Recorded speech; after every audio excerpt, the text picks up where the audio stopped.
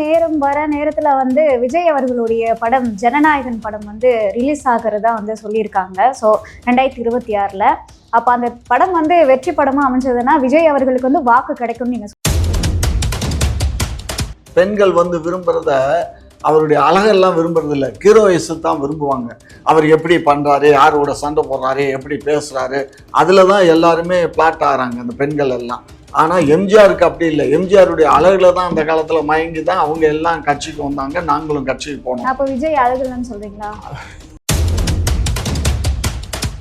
திருமணத்துக்கு போற லட்சணம் மட்டும்தான் இருக்கு. பக்கத்துல வீடை கட்டி கொடுப்பாரு, துபாயில வீடை கட்டி கொடுப்பாரு. உதயநிதி ஸ்டாலின் வந்து பண்ணதே கிடையாதா இந்த மாதிரி? உதயநிதி ஸ்டாலின் எங்க கட்சியினுடைய தலைவர் இல்ல.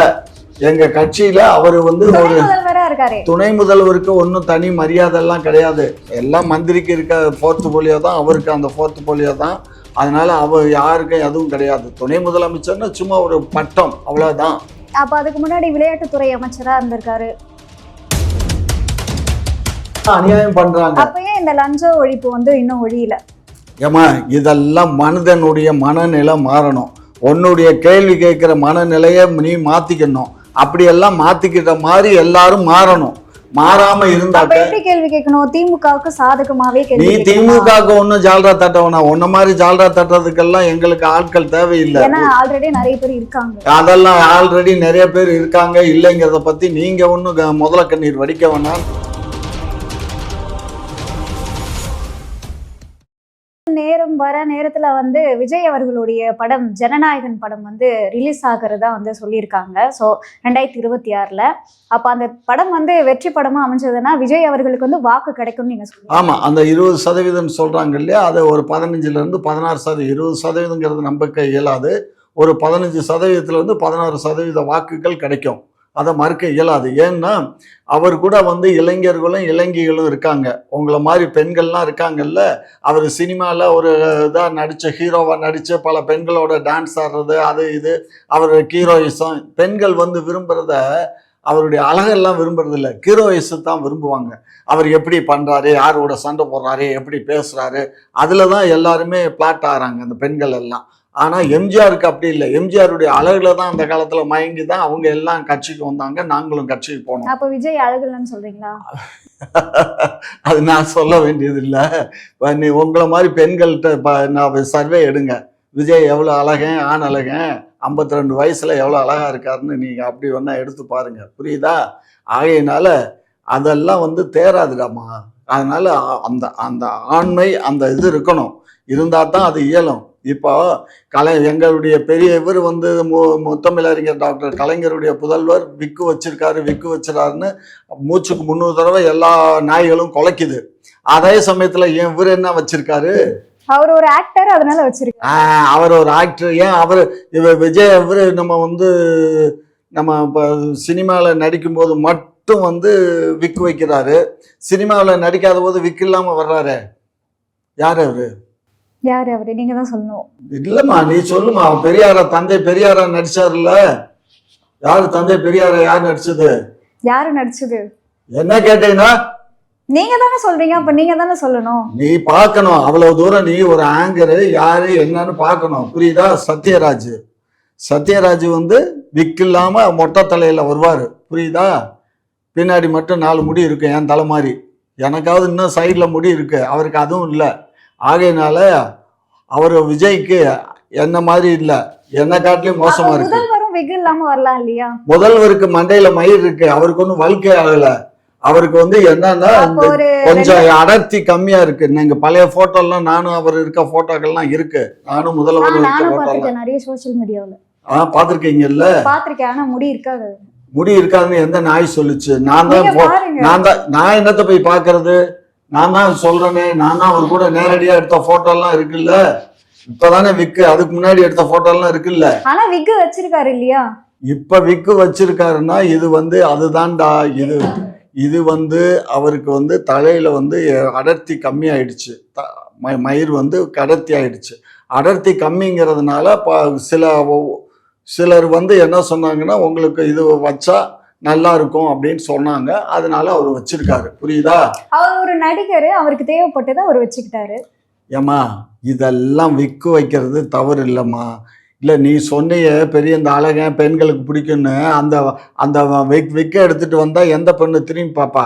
அதை பாரு, விக்கு வச்சா தானே பாப்பா. அப்படி இல்லையா?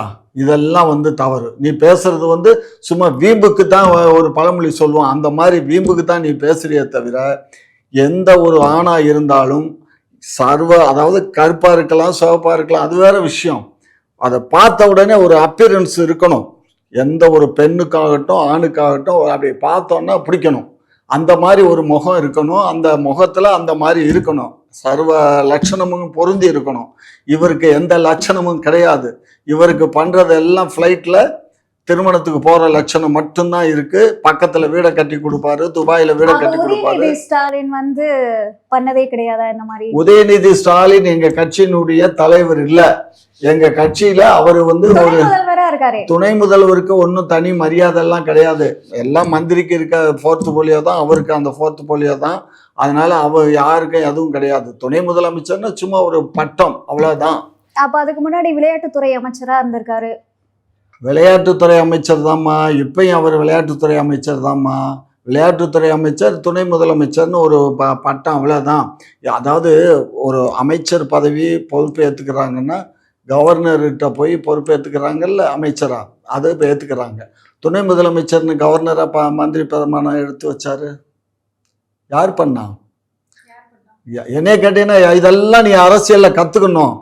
அரசியலில் எல்லாம் தெரிஞ்சிருக்கணும். அதாவது வந்து ஒரு நாட்டில் ஒரு சட்டமன்றத்தில் யாரெல்லாம் அமைச்சராக பொறுப்பேற்கிறோமோ ஒரு லிஸ்ட்டு கொடுப்பாங்க.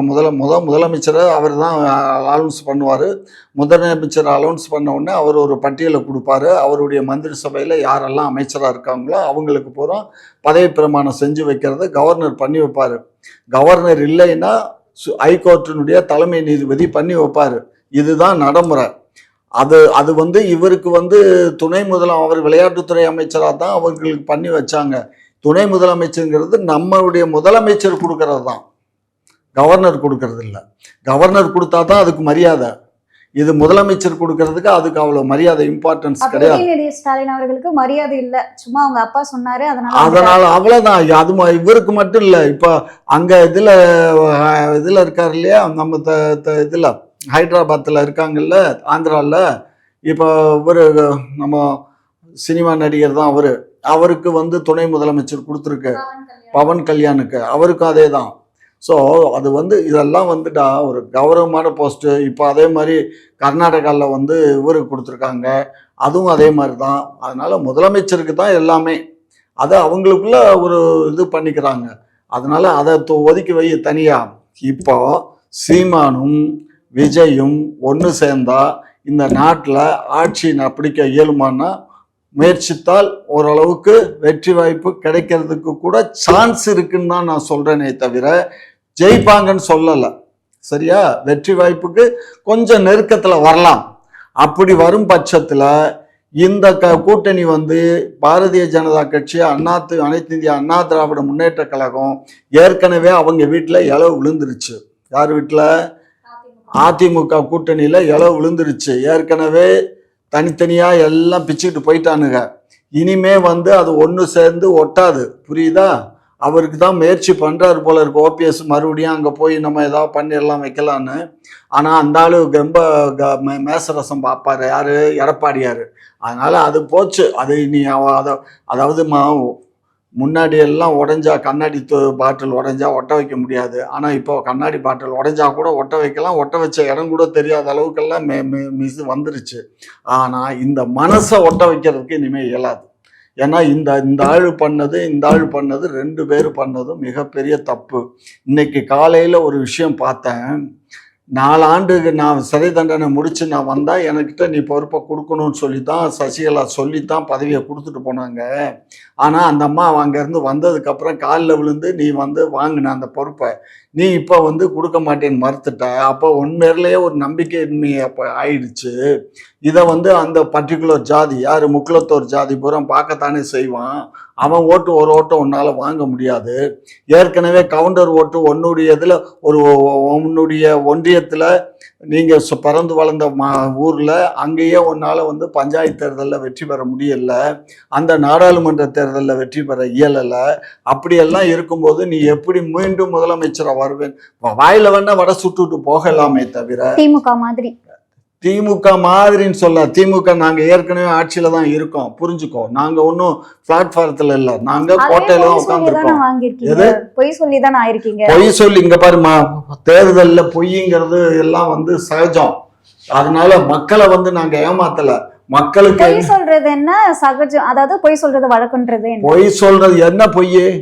அதெல்லாம் பொய் இல்ல. ஒரு தேர்தல் அறிக்கை கொடுக்குறோம், அதுல முக்கியமானதெல்லாம் நாங்க செஞ்சிட்டோம். இப்ப நாங்க அதுல செய்ய இயலாதது நீட் ஒண்ணுதானே தவிர மற்றதெல்லாம். திமுக ஆட்சிக்கு வந்தா இப்போ அனிதா இறந்தாங்க இல்லையா, நீட் தேர்வு இது பண்ண முடியல அப்படின்னு சொல்லிட்டு அவங்களோட ஞாபகமா வந்து எல்லா மாவட்டத்திலயும் வந்து கல்லூரி கட்டுறோம் அப்படின்னு வந்து சொல்லியிருந்தீங்க. இப்போ அதுக்கான ஸ்டெப் ஏதாவது எடுத்து வச்சிருக்கீங்க? அதுக்கான ஸ்டெப் எல்லாம் எடுப்போம். ஏமா அப்படி எங்க சொன்னோம்? அந்த பிள்ளை பேர்ல எல்லா ஊர்லயும் காலேஜ் கட்டுவோம், கல்லூரி கட்டுறோம்னு சொல்லுவாங்க. சும்மா அந்த கதையெல்லாம் விடாத, அந்த உடான்ஸ் எல்லாம் விடாத. நாங்க அப்படி எல்லாம் ஒண்ணும் சொல்லல.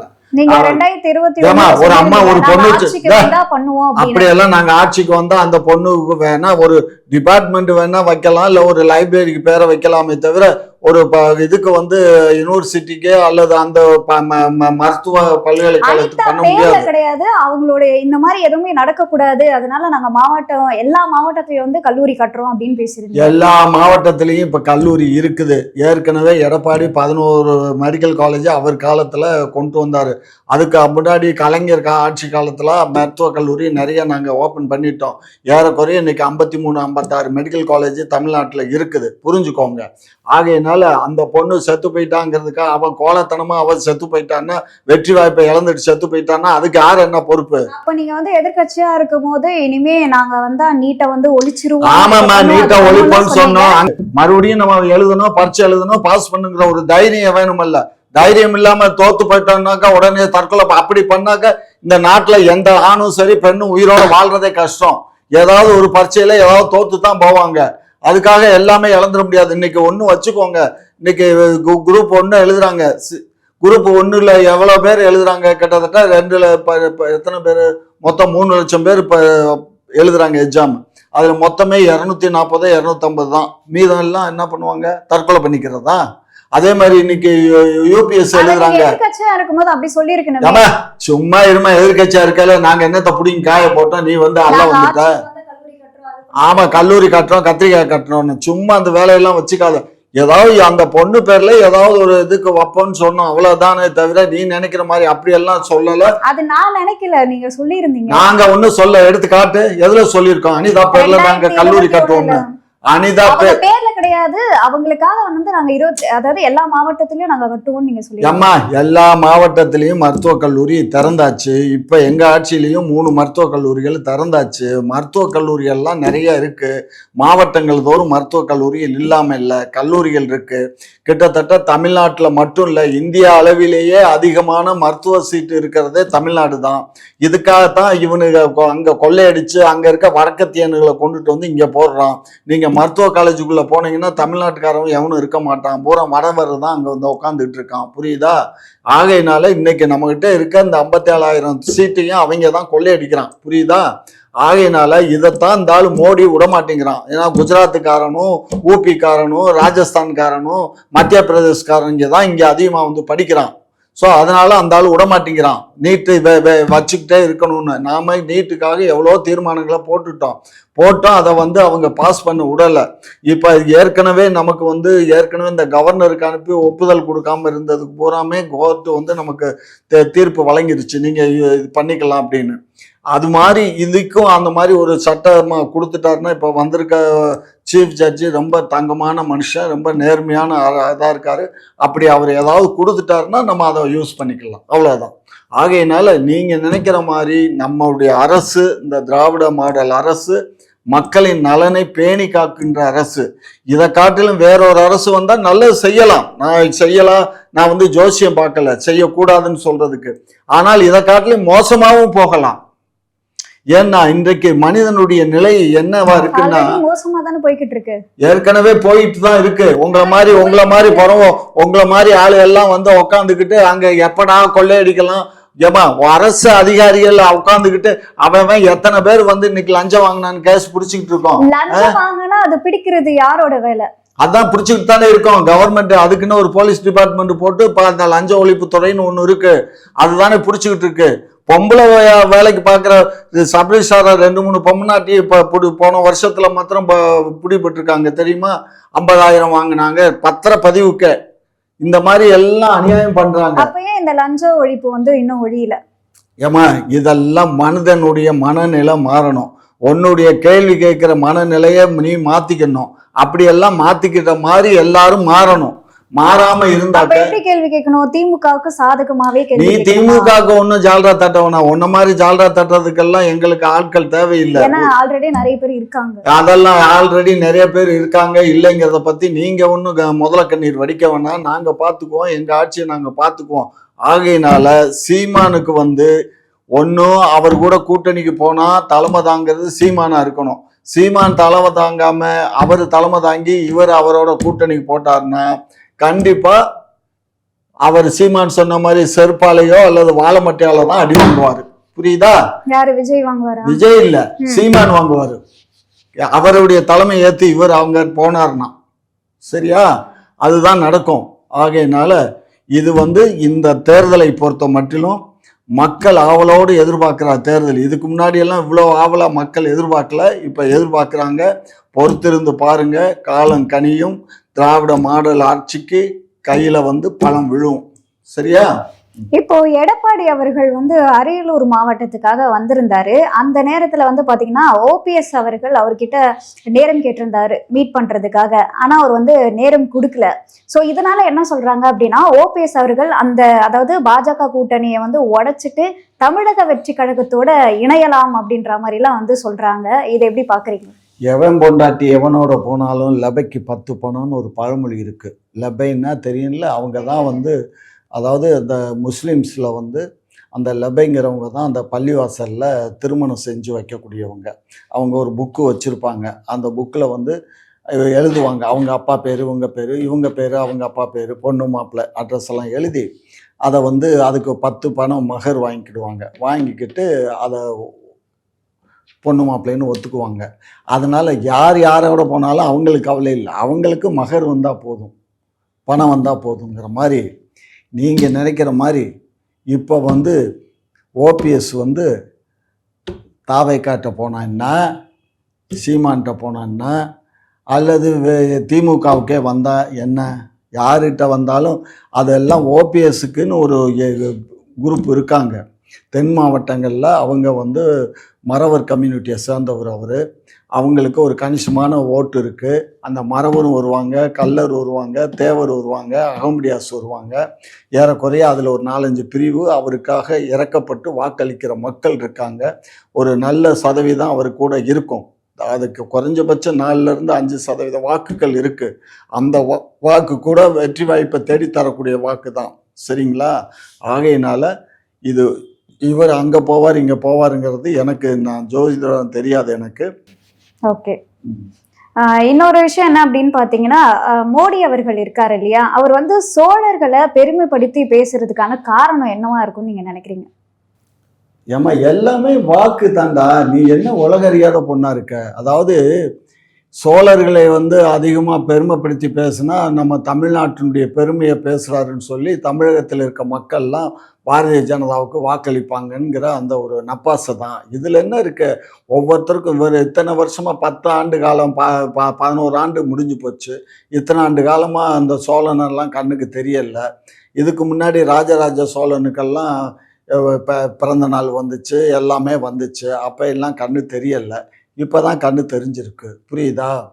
அதனால் இதெல்லாம் அரசியலில் பண்ணக்கூடிய ஒரு சாதாரணமான விஷயந்தான். இதை பற்றி ஒரு பெரிய இதெல்லாம் ஒன்றும் கிடையாது. இவர் இப்போ நீங்கள் இதை விடுங்க. நாடாளுமன்ற தேர்தலில் எத்தனை முறை தமிழ்நாட்டுக்கு வந்தார்? 6 முறை வந்தார்.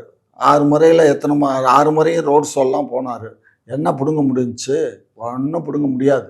அது ஏமா இப்போ நான் ஒன்னால நான் கேட்டேன், என்னால் நீ கேட்ட, ஒன்னால நான் கேட்டேன், என்னால் நீ கேட்டேங்கிற கதை தான் இப்போ அவங்க கட்சிக்கு. யாருக்கு? அதிமுகவுக்கும் பாரதிய ஜனதாவுக்கும் அதுதான் வந்திருக்கு. இதோட அந்த அமித்ஷாவுடைய கொட்டம் அடங்கிரும். அதே மாதிரி நிர்மலா சீதாராமனுடைய கொட்டம் அடங்கிரும். மோடி இதோட கோவிந்தா. ஆனால் அவருக்கு ஏற்கனவே அங்கே ஆர்எஸ்எஸ் அவரை பதவி விலக சொல்லிக்கிட்டு இருக்கு. இவர் அதில் ஒட்டிக்கிட்டு உக்காந்துருக்காரு. இவர் பதவி விலகுனா நமக்கு பிரதமர் பதவி வராதான்னு அமித்ஷா உட்காந்துக்கிட்டு இருக்காரு. அங்கேயே ஒரு பெரிய சிங்கம் புலி கரடி சண்டை நடந்துக்கிட்டு இருக்கு டெல்லியில். அது வரட்டும், என்னங்கிறத பார்த்தோம். உங்களோட நேரத்தை ஒதுக்கி பல்வேறு கேள்விக்கு விளக்கம் அளிச்சிருக்கீங்க, அதற்கு நன்றி.